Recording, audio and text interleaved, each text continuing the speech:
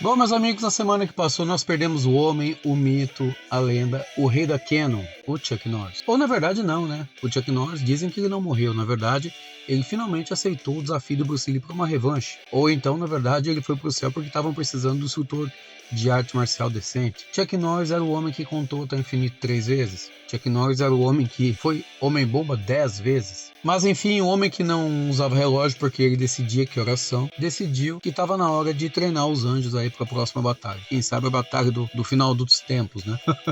Meus amigos, o Chuck ele passou de nível, né? Ele evoluiu para um novo plano. E como uma homenagem à lenda, à carreira e ao legado desse cara que foi aí um dos maiores astros de cinema, se não o maior astro de cinema de ação ocidental de todos os tempos, eu trouxe para vocês esse vídeo com a luta épica dele, que é, eu acho que o auge da carreira de Chuck Norris foi logo no início, quando ele fez essa cena com o Bruce Lee no Voo do Dragão em 1972. Ali é a estreia dele no cinema e também é o ponto de virada na vida dele, porque a partir dali ele se tornaria uma das maiores estrelas nos filmes de ação. Mas enfim, eu trouxe para vocês algumas curiosidades sobre a vida e os bastidores dessa cena e desse cara que nos deixou e marcou a adolescência e a infância de muita gente, seja com os memes, seja com os filmes ou até com os feitos dele, porque o Chuck Norris era um cara extremamente generoso. Boa parte da fortuna dele ele doava por meio de caridade, ele pagava tratamento para veteranos, ele pagava a dívida do hospital de pessoas que não podiam pagar, ele doava dinheiro para tratamento de crianças e por aí vai. O cara era realmente um mito. Mas então vamos lá, vamos começar com as curiosidades do Chuck Norris. O Chuck Norris, na verdade, embora ele tenha feito muitos filmes sobre o Vietnã, ele nunca participou da Guerra do Vietnã de fato. Ele nasceu em 1940 e entrou para a Força Aérea Americana em 1958, com 18 anos de idade. Mas ele ficou baseado na base americana de Osana, Coreia do Sul. Então ele não foi para o Vietnã. A Guerra do Vietnã veio acontecer depois. Ele era um cara muito franzino, ele era um cara que ele sofreu muito bullying na escola, como ele mesmo conta. Então ele não tinha uma constituição física muito boa, para você ter uma ideia. Ele não conseguia fazer exercícios básicos do treinamento militar. Na base de Osana, Coreia do Sul, o Chuck Norris teve contato com a primeira arte marcial dele. E ele acabou conhecendo a arte marcial do Tang Soo Do, o karatê sul-coreano.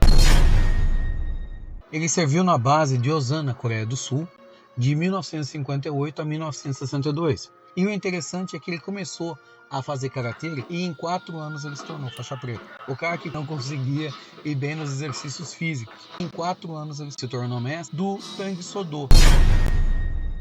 A curiosidade número 3 é que em 1962, quando ele deu baixa da Força Aérea, ele começou a disputar campeonatos de karatê. E ele ganhou apenas 6 em sequência. Vai vendo só. O cara ganhou 6 campeonatos em sequência, de 1962 a 1968. O Chuck Norris foi o campeão mundial imbatível do karatê. Ele teve um cartel e se aposentou invicto com 183 vitórias. Ele teve algumas derrotas, mas foram só 10 e teve 2 empates. Em quarto lugar, numa dessas apresentações, ele acabou conhecendo Bruce Lee. Em Los Angeles, quando estava tendo um campeonato mundial de karatê, o Bruce Lee estava fazendo a demonstração do famoso soco de 1 polegada. E ele acabou conhecendo o Chuck Norris no corredor do ginásio. Dali nasceu uma grande amizade. Eles chegaram a treinar 2 anos juntos. Treinavam ali nos fundos da casa do Bruce Lee. E trocavam experiências e tudo mais. Então o Chuck Norris ensinou muito do estilo dele para o Bruce Lee, dos chutes altos e poderosos e os socos pesados do Tang Soo Do. E o Bruce Lee, por sua vez, ensinou a fluidez que ele estava desenvolvendo no que viria a ser o Jeet Kune Do. Agora entrando na questão da cena do filme em si. Em 1972, o Bruce Lee precisava de um vilão para viver o personagem Colt, que seria ali o vilão do filme O Caminho do Dragão ou Voo do Dragão, que é o filme de 1972, onde tem a luta no Coliseu. Essa luta é tão antológica, para vocês terem uma ideia, que ela serviu inclusive de cenário para um dos jogos do Street Fighter, o Street Fighter Alpha. O Bruce Lee convidou o Chuck Norris para ser o Colt.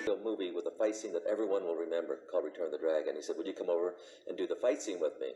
I said, well, do I have to lose? He said, yeah, you have to lose. So I said, all right. So I went over there, and I'd seen his first 2 movies. I said, the guys you fight don't even have a chance. I mean, they don't even touch you. Mm-hmm. You know?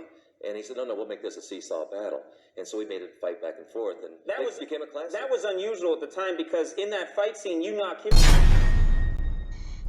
A ideia do Bruce Lee de filmar no Coliseu para mostrar ali uma espécie de duelo de dois gladiadores, mas também ele queria fazer uma cena estilo Davi contra Golias. Então ele pediu para o Chuck Norris engordar 9 quilos, ganhar 9 quilos de músculo para poder viver o personagem do Colt, para dar ali uma diferença também física notável entre os dois, porque o Bruce Lee ele era mais baixo, era mais franzino, embora extremamente musculoso, que o Chuck Norris nessa época.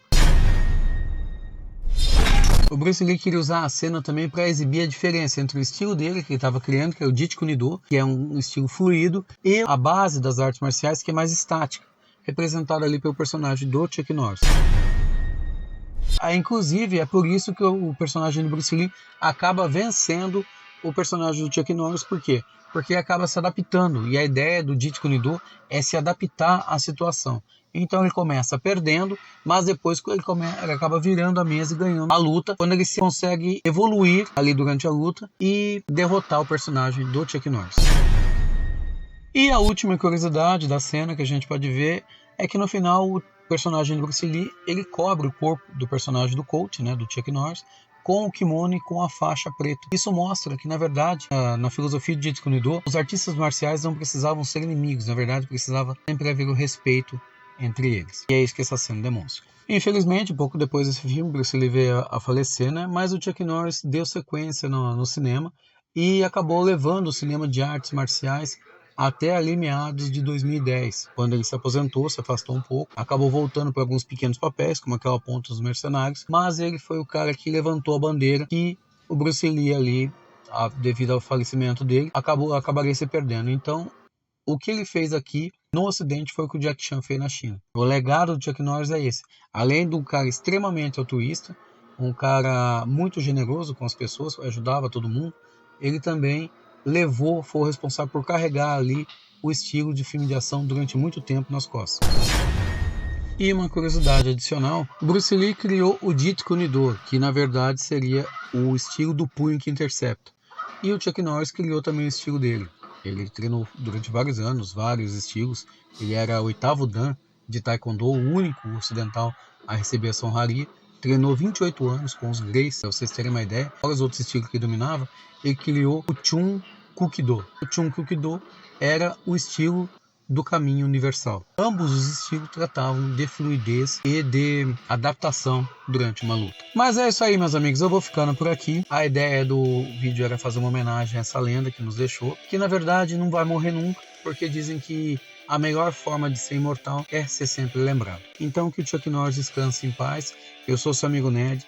Vou ficando por aqui, vejo vocês no próximo vídeo. Não se esqueça de se inscrever e fazer seu comentário e também compartilhar o vídeo no canal. Até mais, fui!